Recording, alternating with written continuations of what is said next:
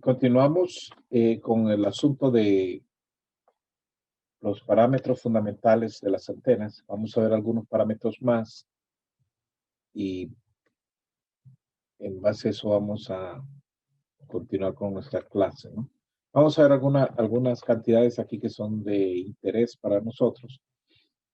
Bien, esto simplemente es un recordatorio, ¿no? Recuerden que recordando la definición de radian, dado que los radianes son cantidades que nos aparecen en todos estos, nuestras expresiones, ¿no? Las unidades de nuestras cantidades que estamos considerando en el estudio. Eh, Recuerden la definición de radián, ¿verdad? Es una forma de medir un ángulo basado en una proyección del radio sobre el círculo de un círculo, y lo que nos resulta es que tenemos un total de 2 pi radianes. Bien, lo que se quiere hacer aquí es una comparación con cómo vamos a trabajar con el concepto del ángulo sólido. El ángulo sólido va a ser otra forma de considerar alternativa, ¿verdad? En lugar de hablar del área, hablar del ángulo sólido que implica ciertas áreas. Aquí la definición tenemos que el ángulo sólido es un cono proyectado sobre una superficie esférica, y vamos a llamarle a esto, al igual que en el caso el caso en un caso tridimensional como es el de la esfera, vamos a definir el ángulo, un ángulo tridimensional, ¿no? Sería la proyección del cono sobre la superficie de una esfera, tal que el área eh, que, que intersecta el cono sea igual a un área que es definido por este cuadrado que tenemos aquí, que tiene por lado R, o sea que un área que sea igual a R cuadrado. A esto le vamos a llamar el estéreo radial. En forma similar, cuando proyectamos el radio sobre el círculo y le llamamos radián. Es una forma de medir aquí un ángulo basado en el arco. Aquí vamos a definir un ángulo sólido basado en esta proyección. O sea que hay una similitud entre ambos. Y en una esfera tenemos un diferencial de área que es dado por r cuadrado seno de teta de phi, donde hemos considerado las coordenadas esféricas, y estaría expresado en metros cuadrados. Entonces podemos también definir un diferencial de ángulo sólido simplemente dividiendo esa área que estaría expresada en metros cuadrados entre el área que ocuparía un estéreo radián. Entonces, ese es R cuadrado. Lo que nos da es seno de teta de phi, que sería, digamos, el diferencial de ángulo sólido. Y dejamos eso ahí, que lo vamos a ocupar más adelante. Otra cosa más, la densidad de potencia. Consideramos el vector instantáneo de Poynting, dado por esta expresión, ¿verdad? Que es E por H, pero donde las cantidades que hemos puesto aquí las estamos expresando con letras cursivas. Omega se refiere al valor instantáneo del vector de Poynting, expresada en watts por metros cuadrados. Al ser instantáneo, tenemos que considerar la variación temporal que va a tener este vector de Poynting. Y estaría dado por el producto cruz de dos cantidades instantáneas, o sea, cantidades reales que tenemos aquí, E por H, ¿no? La cual también está expresada con letras cursivas, en voltios por metro y amperios por metro, respectivamente. Bien, si esto es lo que tenemos, este es el vector de Poynting instantáneo. A partir del mismo, por esta expresión, o sea, P, que sería el valor de potencia instantánea cruzando una superficie cerrada que envuelve, y en este caso la vamos a poner envolviendo la antena como la fuente de esta densidad de potencia. y podemos encontrar la potencia que fluye sobre esa superficie, simplemente integrando el vector de Poynting instantáneo, ¿no? En una superficie cerrada, que es la expresión que tenemos aquí. Bien, aquí podemos hacer los cambios, expresar todas estas cursivas en la notación aquí están expresadas con negritas, indicando que son vectores, son cantidades vectoriales. Entonces, de ahí el producto punto ds realmente solo contribuiría el valor ortogonal a la superficie, ¿no? Y en este caso, tendría que ser colineal. ¿Cómo se llama? El vector de diferencial de superficie.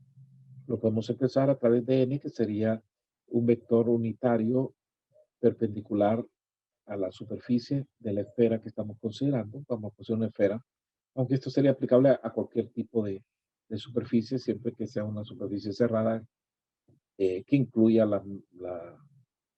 la fuente, ¿verdad? La antena. Entonces, podemos expresarlo de esta manera, ¿no? El vector de Poynting punto n DDA. Y nos estaría dando entonces la potencia instantánea que fluye en la superficie cerrada que estamos considerando. Bien, en cuanto a los valores instantáneos, podemos asumir un régimen armónico. Y recuerda que estos son valores reales, ¿no? Entonces, por lo tanto, podemos expresarlo a partir de sus expresiones fasoriales y vamos a considerar un régimen armónico en el variante, o sea, un régimen variante en el tiempo armónico. O sea, que está representado por este exponencial que tenemos aquí, e a la j omega t, lo cual nos va a dar toda la variación del tiempo. Y lo que estamos sacando es el real de esto, ¿no? Tanto esta expresión x, y, z, sería una cantidad compleja, es una cantidad vectorial, y está multiplicada por j omega t. Esta es la variación con respecto al tiempo. Estamos aquí considerando en nuestra expresión instantánea del campo eléctrico. La correspondiente expresión sería para el campo magnético, ¿no? Bien, también debemos tener en cuenta estas identidades que tenemos aquí, que el real de E a la j omega t, donde no se ha indicado las coordenadas aquí y z, pero se dan por implícitas, cuando ponemos y da por implícito que es un vector también, que es función de la posición del espacio, podemos tener esta identidad, ¿no? Para obtener el real, ¿no? Un medio de E a la j omega t más E conjugado E a la j omega t. Tanto E como H son cantidades complejas, ¿no? Vectoriales, con fasores. Bien, si entonces traemos nuestra expresión del vector de Poynting instantáneo, como habíamos indicado antes, era E por H, el campo eléctrico instantáneo por campo magnético instantáneo. Esto sería igual a un medio del real de E por H conjugado, eh, tratando de expresarlo en términos de estas expresiones que hemos dicho antes. Nos daría esto, ¿no? Sería igual a si hacemos el producto aquí, nos daría que es un medio del real de E por H conjugado más un medio del real de E por H por E a la J omega T. Bien, esta es una cantidad variante en el tiempo. Lo interesante es que el primer elemento que nos aparece aquí en nuestra expresión no varía con el tiempo. Sin embargo, el segundo sí. Si sacamos el promedio, el valor promedio temporal, si tenemos esa expresión media, nos va a aparecer que es igual al primer elemento. El segundo tendría un valor medio cero. Entonces, esto es igual. Entonces, el valor medio del vector de Poynting es igual a un medio de real de E por H conjugado, ¿no? Donde estos son los fasores, ¿no? Las expresiones que son cantidades complejas que dependen únicamente de su posición en el espacio, ¿no? A esto le damos también densidad de potencia, dado que esto también va a estar en watts por metro, pero ya no estamos hablando de un valor instantáneo, sino que ahora estamos hablando de un valor promedio, ¿no? Solo variaría de su posición en el espacio, pues no, ya, como al ser un valor medio temporal, ya no tenemos la variación temporal producto de nuestro régimen armónico que habíamos indicado anteriormente.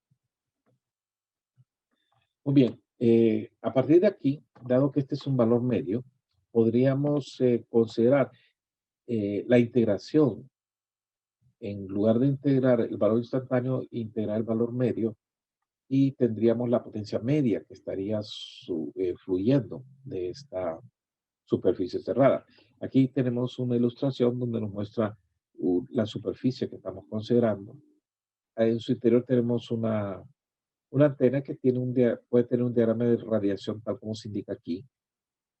Puede ser una antena omnidireccional, una antena direccional, como los diagramas que aparecen superpuestos aquí, se refieren a dos casos. Nuestra diferencial de superficie, como indicamos antes, una cantidad vectorial, pues podemos hacer los reemplazos del caso y tendríamos que la potencia radiada sería el valor medio de la potencia instantánea. Sería dado por esta integral, una integral de superficie, toda esta superficie es cerrada, de la densidad de potencia media, el producto de este punto ds, ¿no? Vamos a integrarlo, todo lo que fluye en esta superficie. Hacemos los cambios también para expresar el diferencial de área, considerando el vector unitario de superficie, y traemos nuestro valor que hemos encontrado para el valor medio. Entonces sería el real de E por H, sería un medio del real de E por H conjugado, y esto nos permitiría obtener la densidad, perdón, la potencia media que fluye a través de esa superficie cerrada. Muy bien. Entonces, aquí el asunto es la densidad que estamos considerando en esta integral correspondería a valores espaciales diferentes dependiendo del tipo de radiador que estemos usando. Si consideramos el caso de un radiador isotrópico, un radiador que radia con la misma densidad de potencia en cualquiera de las direcciones, entonces en ese caso tendríamos, si denotamos la densidad de potencia producida por un radiador isotrópico como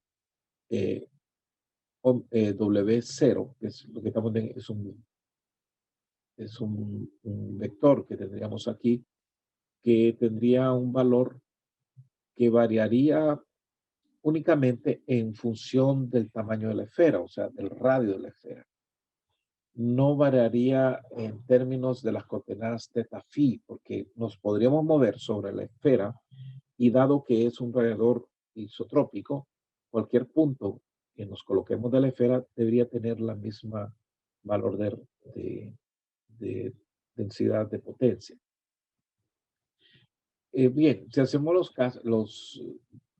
expandimos esto, tenemos que nuestra integral de superficie y el diferencial de superficie lo podríamos expresar, eh, dado que el n que habíamos considerado el vector unitario sería A1 A sub r, es una esfera, entonces sería un vector unitario en dirección r, y tenemos el diferencial de área, que sería r cuadrado seno de teta de phi para esta superficie esférica.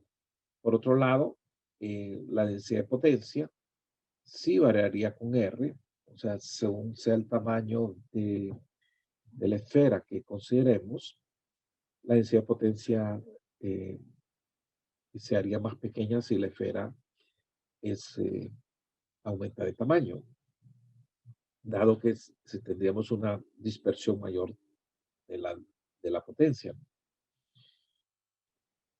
Muy bien, entonces podríamos estimar que nuestra densidad de potencia, este es un vector como hemos indicado antes, se podría expresar eh, por una función que de omega cero aquí, que es la densidad de potencia de la tela isotrópica, que depende únicamente de R. Entonces ponemos función de R y al ser un vector, su dirección sería en dirección radial, que significaría la dirección en que fluye la potencia. Muy bien, si hacemos esta integración, ustedes ven que que la integral solo depende de teta y de phi. Entonces podemos sacar esto, el R, la función esta que solo depende de R, hacer el producto punto y el resultado que tendríamos sería 4pi R cuadrado y omega, el W0, que es la densidad de potencia, la magnitud en este caso, de la densidad de potencia de, de la antena isotrópica, que estamos considerando como una fuente de radiación. Muy bien. Eh, podemos aquí hacer digamos, una estimación a qué sería igual esta magnitud, ¿verdad? Ya de entrada sabemos que es en dirección R, entonces omega W0 en negritas nos indicaría este vector, la densidad de potencia, esta cantidad vectorial, sería igual a sub R, que nos daría la dirección por la magnitud W sub 0. W sub 0 lo podemos sacar en términos de la potencia radiada. Entonces podemos despejarlo de acá y tendríamos que sería la potencia radiada, lo cual tiene sentido, ¿no? La potencia radiada nos estaría dando la potencia total que está fluyendo por la superficie cerrada que estamos considerando, la cual es una esfera entre 4pi r cuadrado, o sea, se dispersa en forma uniforme en toda la superficie, ¿no? Y esa superficie tiene una área que es 4pi r cuadrado. Lo dividimos entre el área total, la potencia total que va a fluir hacia el espacio, entre 4pi r cuadrado, nos daría los watts por metro cuadrado en cada posición de la esfera, el cual es el mismo, sin importar las coordenadas teta y pi que consideremos. La única variación que tendríamos sería que en la medida el radio de la esfera se incremente, la densidad de potencia sería más pequeña, lo cual tiene sentido. Aunque una esfera más grande, que una esfera más grande dispersaría más la potencia. O sea, ¿qué esperaríamos nosotros? Que a medida nos alejamos de la antena, estaríamos obteniendo una densidad de potencia más chica, ¿no? Lo que pasaría también con los campos, los cuales hemos visto que son inversamente proporcionales a la distancia. Las intensidades de campo se reducirían también. Disculpa un momento.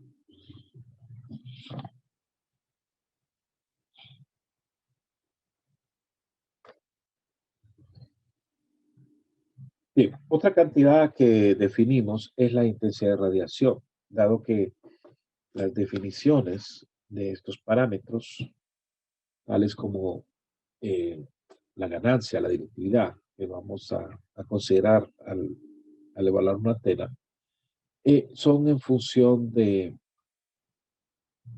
la intensidad de radiación. La intensidad de radiación se define de esta manera.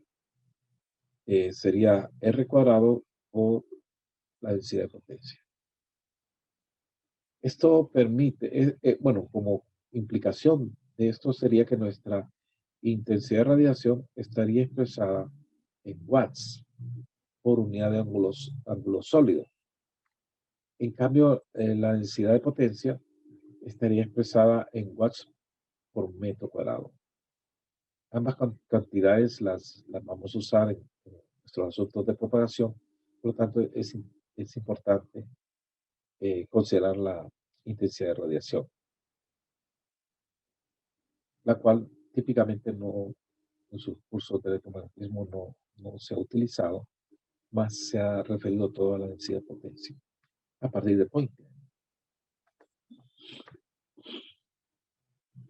Bien, la intensidad de radiación también se podría expresar en términos del campo lejano. Como vimos en la última clase, cuando hablamos de campo lejano, nos referimos eh, a las expresiones del campo, a la zona donde los campos se comportan como un transversal electromagnético. Hemos comentado también, que como comenté en la clase anterior, de que realmente sí hay componentes, ¿verdad? Que son despreciables en la dirección de propagación, en el caso del campo eléctrico, que si estamos cerca ya no podríamos considerar a la onda como una TEM. Entonces, estas expresiones habría que reevaluar todo esto que estamos diciendo. Si estamos en campos lejanos, entonces, podemos nosotros expresar eh, nuestra densidad de potencia, o sea, esto que hemos considerado aquí, considerando Poynting. Recuerde que hemos dicho esto, ¿no? Que la densidad de potencia media es un medio de E por H. Si E y H son ortogonales,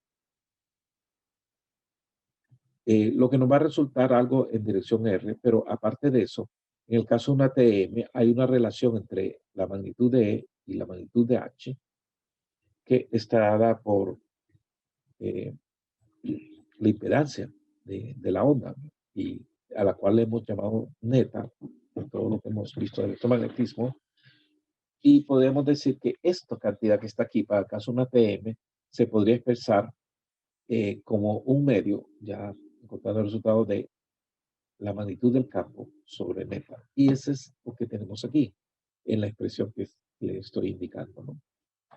Es esto, ¿no? Este es el campo, su magnitud al cuadrado, ¿verdad? El 1 medio que habíamos considerado acá sobre neta, multiplicado por R cuadrado para obtener la intensidad. O sea que hemos multiplicado aquí la densidad de potencia para una TM por R cuadrado. Bien, esto lo podemos expandir como lo hicimos en el caso del diagrama de radiación, la magnitud del campo, ¿no? Recuerde que el diagrama de radiación es una función de la magnitud del campo lejano. En el caso de los componentes de campo lejano, estamos considerando que solo están los componentes transversales, o sea, el de teta y el de phi. Hemos considerado que el ER es despreciable, en este caso no tenemos más que componentes transversales, y como es la magnitud, bueno, sería la magnitud es al cuadrado, es precisamente la suma de sus componentes. Y nuestra expresión entonces eh, todavía lo podemos simplificar si consideramos que esta variación que tenemos del campo, la variación de su amplitud en términos de sus variables espaciales, R, teta, phi, se podría, dado que es una onda esférica, podemos considerar las variaciones para una onda esférica, que son del tipo E a la JKR sobre R. Esto sería general para cualquier tipo de antena. Y una variación transversal que estaría dada por esta expresión E0 de teta de phi. Si tomamos estas expresiones y las reemplazamos en cada uno de sus componentes, la único que tendríamos que hay una variación para las componentes dirección teta y otra dirección phi, pero en cuanto a R sería la misma, sería E a la JKR sobre R. Sacamos la magnitud de E a la JKR, es 1, ¿no? No aparece. Y el R es la magnitud de R al cuadrado, sería R cuadrado. Y está multiplicado por R cuadrado, se cancela. Pues nos queda esta expresión, ¿okay? Que sería para campos lejanos. Muy bien, la dejamos ahí. Esto nos indicaría que la intensidad es proporcional a la magnitud del campo, al componente eh, transversal del campo. Y es independiente, por otro lado, de las variaciones con respecto a R. Es interesante porque E sí es dependiente del campo, la intensidad de campos es dependiente de R, es, como lo hemos indicado aquí, inversamente proporcional al valor de R. En cambio, la intensidad es independiente del valor de R, ¿no? Bien, entonces, tomando las expresiones que anteriores, podemos expresar la potencia radiada, o sea, el flujo de potencia en esta esfera, eh, en esta superficie cerrada, como la integral de la intensidad de radiación. En este caso, nuestra integral sería una integral de ángulo sólido, o sea, que corresponde a la superficie cerrada,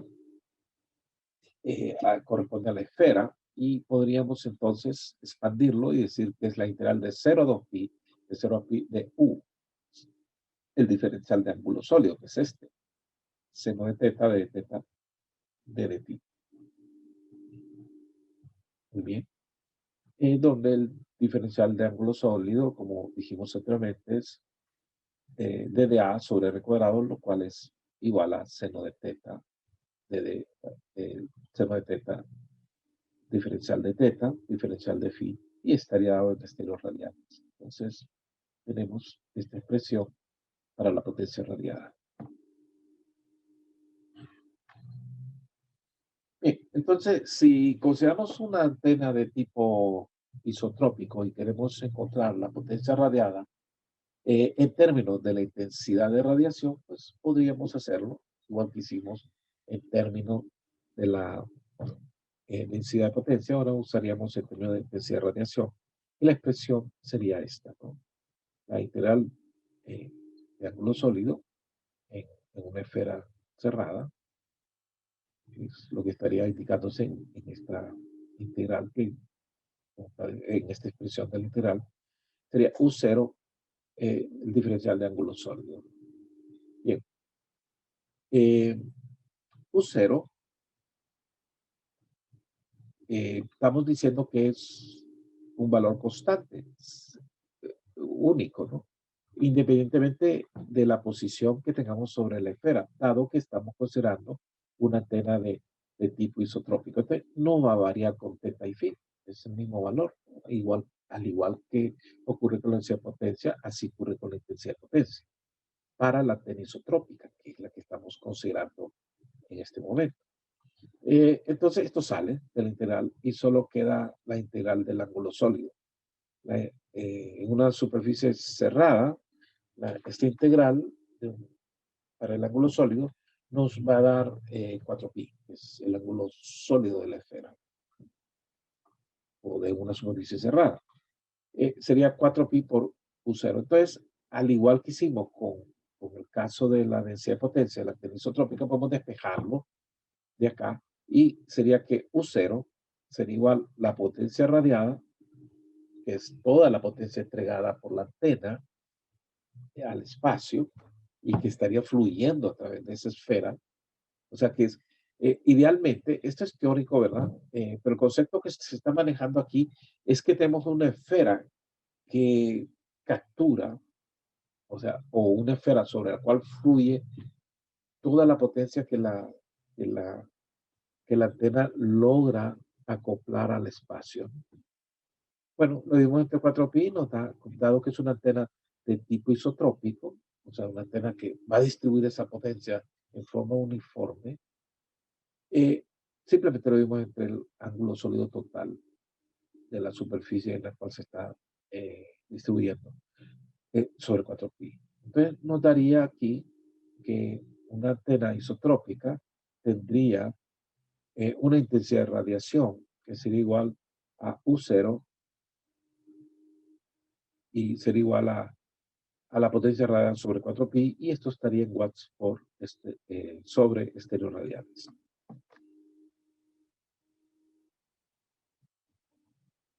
Bien, entonces ahora tomamos las definiciones estandarizadas para la directividad, que va a ser uno de los parámetros importantes de las antenas, Y basados en el estándar del IEEE, que contiene las definiciones y términos para las antenas, esta es la última que esto no cambia mucho, ¿no?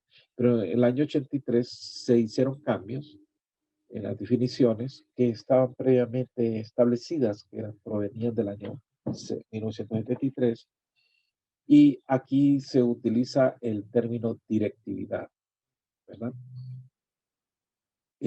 Antes se había usado otro término que se llamaba ganancia directiva, ahora se habla de directividad en lugar de ganancia directiva, y está basado en el uso que hacían los ingenieros en el asunto de las antenas, y aparte de eso, estándares internacionales que hasta el momento se habían ido desarrollando, como son los estándares de la IEC. Basado en eso, la definición se actualizó, ¿no? ¿Y cómo se define entonces?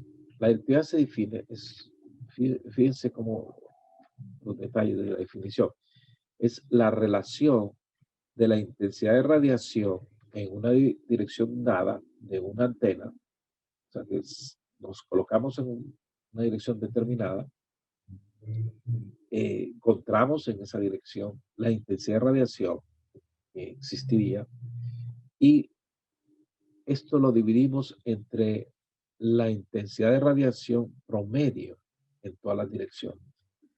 La intensidad de radiación promedio es la que corresponde a la intensidad de radiación de una antena isotrópica. O sea que si queremos obtener el promedio, la intensidad de radiación promedio es igual a la potencia total radiada por la antena dividida en 4 pi. Es exactamente lo que encontramos para el caso de una isotrópica. Eh, en este caso dice que es para una dirección específica. Si no se indica en qué dirección es, se asume que es la dirección en que la antena tiene máxima radiación. Eso lo podemos determinar del diagrama de radiación. Pues en esa dirección, si no se indicó otra, es a la cual se ha definido la directividad. La directividad nos va a dar un valor, un valor específico en ese caso. Si hablamos de otra dirección, pues nos va a dar otro valor. O sea que lo podemos pensar como una función si estamos hablando de diferentes direcciones, pero si solo se indica un valor y no sea la dirección, se sobreentenderá por defecto de que se trata de la dirección de máxima radiación. Entonces, matemáticamente, lo que estamos diciendo, que la idea es igual a la relación que existe en la intensidad de radiación en una posición específica de la antena y la intensidad de radiación que tendría una antena isotrópica en esa dirección. Y ya sabemos que la de la antena isotrópica es igual a la potencia radiada sobre 4pi. Esto, esto está hablando, fíjense, está en términos, eh, estas cantidades son watts por unidad de ángulo sólido, tanto la que tenemos en el numerador como la que tenemos en el denominador. Por lo tanto, se cancelan las unidades y esto es una cantidad adimensional, o sea, que tiene valores pero no tiene dimensiones. No importa el radio, ya sabemos que la intensidad no depende del radio, que es lo que se estableció en demostraciones anteriores. Eh, entonces, no importa a qué distancia estemos, el valor va a ser el mismo, es un valor sin dimensiones, como se establece por estas expresiones.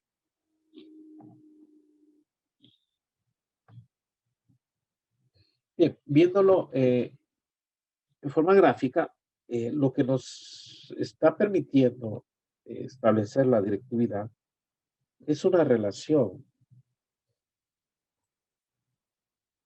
entre los diagramas de radiación de una antena isotrópica, bueno, o de una antena real, digamos. Aquí estamos poniendo una antena directiva, el tipo dipolo eléctrico, y estamos superponiéndolo sobre el diagrama de radiación de una antena isotrópica. Evidentemente, hay un punto de máxima radiación en la antena directiva y podríamos decir que la relación que hay entre estos dos es lo que llamaríamos D, ¿no? Es, nos da una idea de qué tan diferente es uno del otro, ¿no? Si esto estuviese en dBs, en decibelios, sería simplemente la resta de los dos, de uno con respecto al otro. ¿Qué más podemos decir de la directividad? Bien, bueno, lo que se indicó que el valor máximo es con este índice 0, se refiere a la intensidad de radiación máxima que tenga la antena en la dirección específica sobre el valor medio, ¿no? Que es U0. Y bueno, podríamos tomar las expresiones, sería lo mismo otra vez, potencia radiada sobre 4pi, 4pi pasa arriba, por eh, un máximo. Sería la intensidad de radiación máxima de la antena. Tanto en este caso, igualmente, es una cantidad sin dimensiones. Y esto sigue siendo watts por unidad de ángulo sólido. Acá tenemos watts. El 4pi está en términos del ángulo sólido. Así que resulta que esto es adimensional, ¿no? La potencia radiada es en watts, el 4pi es en términos de ángulo sólido y un máximo es en watts sobre ángulo sólido.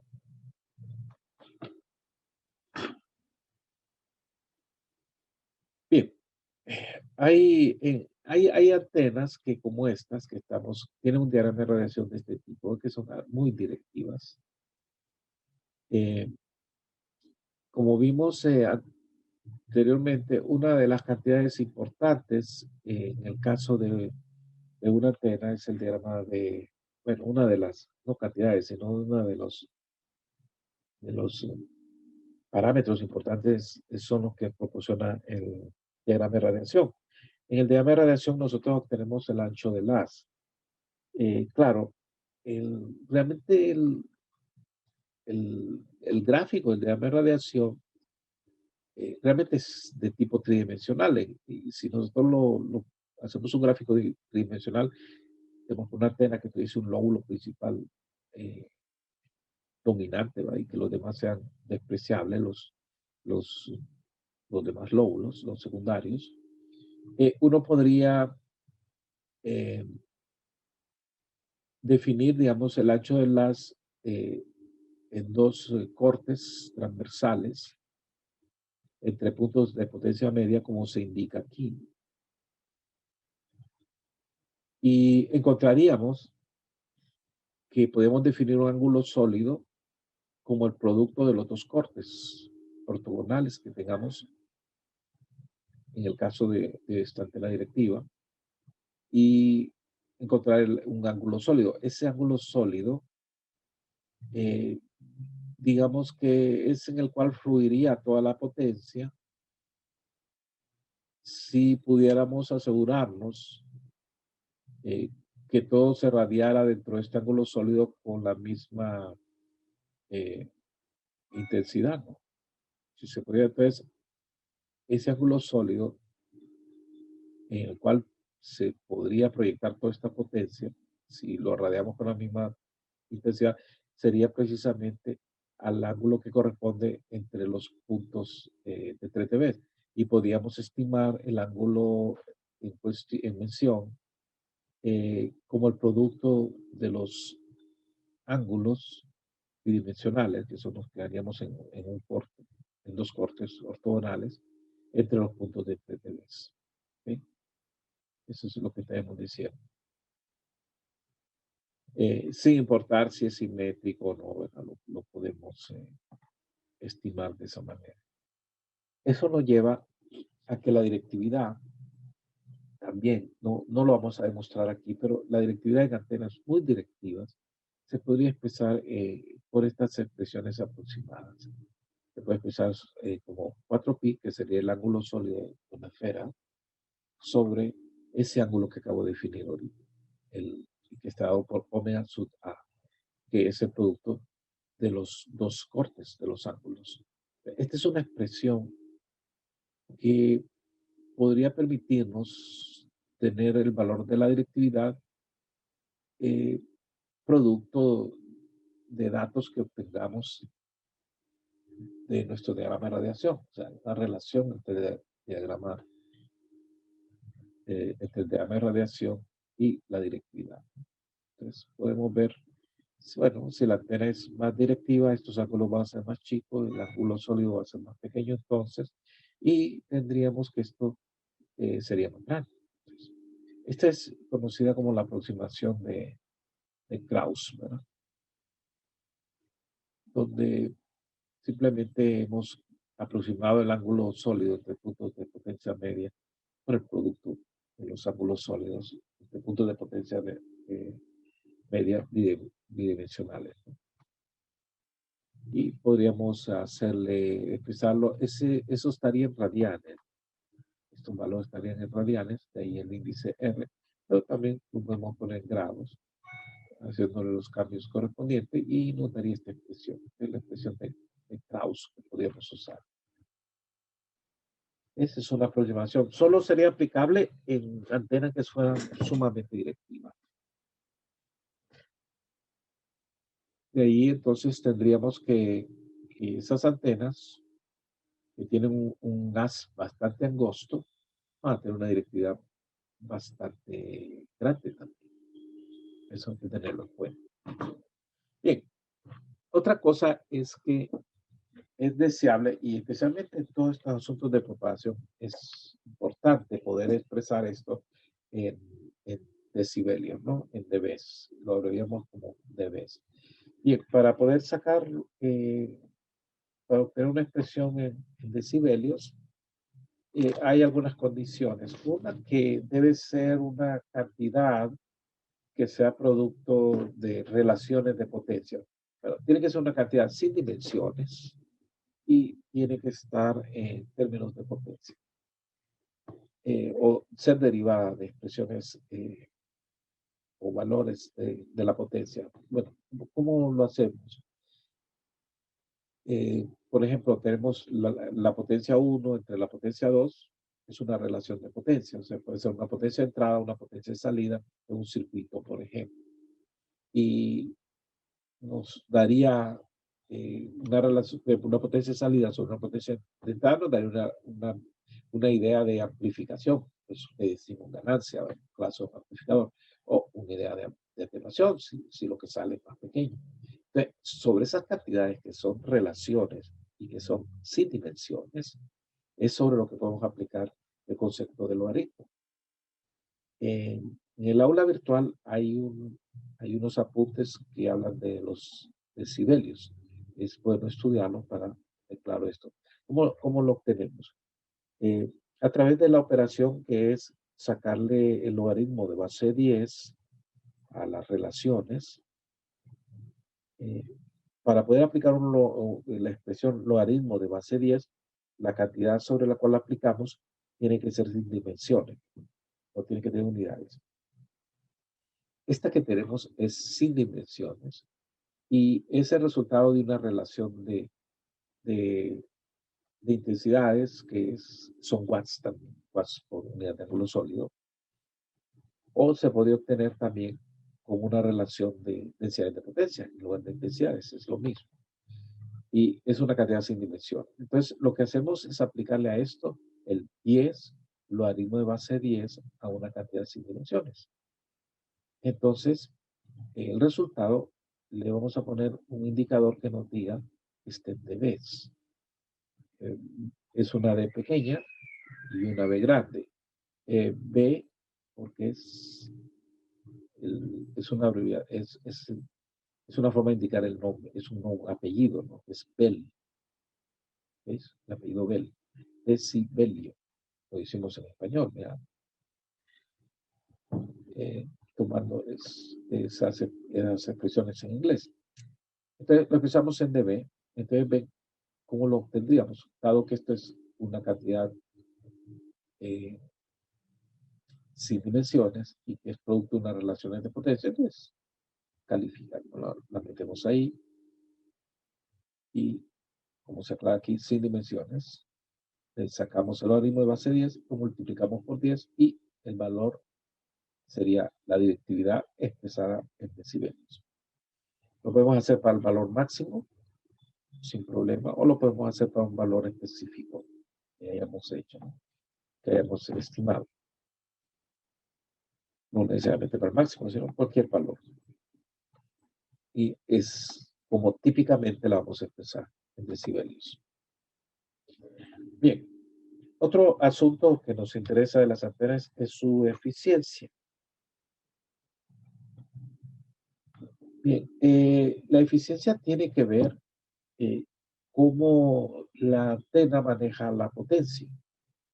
Eh, la antena, si lo vemos desde los terminales de entrada, nosotros la podemos ver como que si fuera una carga a la cual le estamos suministrando potencia. ¿Sí? O sea que si lo vemos desde el punto de los terminales, aquí estaríamos entregando una potencia. Esa le llamamos potencia de entrada, la que estaremos entregando justo donde empieza la antena, en los terminales. Vean, la antena estaría representada por toda su estructura metálica y nosotros aplicamos una potencia. Parte de esa potencia se va a consumir dentro de la antena y parte se va a convertir en lo que hemos llamado ahorita potencia radiada. Estamos hablando en términos de potencia media. Entonces, ¿qué pasa? ¿Cómo es que la antena puede consumir parte de la potencia que le suministramos? Pues por sus imperfecciones, por ejemplo, son estructuras metálicas y los conductores no son perfectos. Entonces, vamos a tener pérdidas en las corrientes que se forman producto de, digamos, son pérdidas en los conductores, un producto I cuadrado R, tendríamos que, bueno, es un poco complicado, ¿verdad? Pero de alguna manera hay una resistividad distribuida en toda la estructura y hay corrientes también que se distribuyen en toda la estructura sin funcionar las antenas. Y entonces se va a producir pérdida, producto de esa resistividad. Dado que la conductividad no es infinita, sino es finita. También hay corrientes de fuga. Tenemos elementos dieléctricos en la estructura de la antena y también allí los dieléctricos no son perfectos y por lo tanto ahí también se van a producir pérdidas. Entonces diríamos que hay pérdidas en los conductores y pérdidas en los dieléctricos que habrá que considerar. Y eso nos lleva a tener una eficiencia que está determinada por esas pérdidas y tenemos un elemento adicional, es que hay una conexión que sea a través de una línea de transmisión y tenemos que esa línea de transmisión tiene una impedancia característica y la antena tiene una impedancia de entrada. Entonces, si estos no están acoplados, o sea que si no son de valores similares, se va a producir, dado que estamos en altas frecuencias, reflexiones. Esa reflexión implica que hay una potencia disponible en el sistema de comunicaciones, que lo podemos idealizar como un generador, con una carga interna, más una línea conectada. Y si nosotros no logramos tener un acoplamiento adecuado, lo que se ha producido son reflexiones. Una reflexión implica que es una potencia que viene de regreso, que no se logró entregar a la antena. Entonces ahí tenemos pérdidas también. Entonces hay una eficiencia que no es del 100%, porque si la reflexión fueran cero, pues sí, tendríamos una entrega total. Lo mismo, si los conductores y los dieléctricos fueran perfectos, no tendríamos pérdida. Pues diríamos 100% eficiente, o sea, no hay pérdidas ahí. Entonces, la eficiencia la vemos en términos de eso, que tenemos una eficiencia total donde intervienen estos tres factores, los conductores, los acoplamientos, los dieléctricos. Y podríamos decir que la eficiencia total es producto de tres eficiencias, una que tiene que ver con las reflexiones, otra con la conducción y otra con las pérdidas en los dialécticos. Esto es una descripción bastante idealizada en el sentido que pudiéramos separar las pérdidas de los conductores de los dialécticos. Eso puede ser difícil. Realmente lo que tenemos es una pérdida total, ¿verdad? Conductiva dialéctica. Y la que se provoca por reflexiones, pues va a depender del acoplamiento que tengamos aquí, que puede ser muy bueno o malo dependiendo de la línea que usted haya escogido.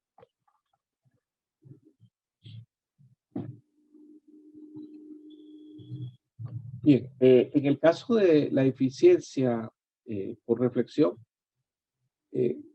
tenemos estas expresiones, si hemos estudiado la línea de transmisión, esto es fácil, perdón, de comprenderlo. Sería 1 menos la magnitud del coeficiente de reflexión.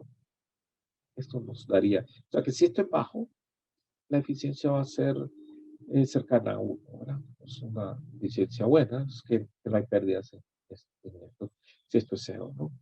Si es igual a 1, pues me va a dar 0 la eficiencia, sería pésimo eso. Eh, por otro lado, bueno, las expresiones para el coeficiente de reflexión en términos de la impedancia característica de la línea y la impedancia de entrada de la antena, se da por esta expresión. ¿Okay? Que típicamente el valor del coeficiente de reflexión, más que calcularlo directamente de esta expresión, lo obtenemos a través de la medición de la relación de onda estacionaria que es dada por esto, ¿no? Este es un valor medible, es una magnitud, un número, se nos va a dar para la instalación específica. Y uno podría, digamos, despejar de ahí la magnitud del coeficiente de reflexión, en lugar de tenerlo que calcular a partir de las impedancias.